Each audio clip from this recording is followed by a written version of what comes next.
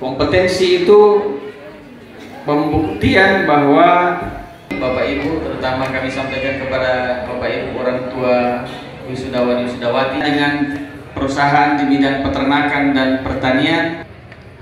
surat keterangan atau apapun namanya di sertifikat itu namanya sertifikat kompetensi yang menyatakan, dan ini tidak hanya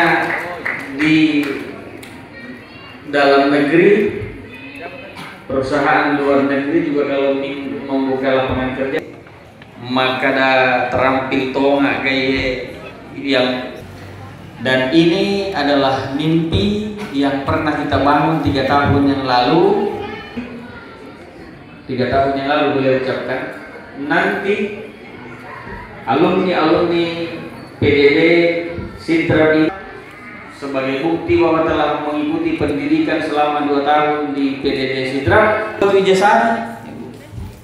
SIP di mana masuk tambahan.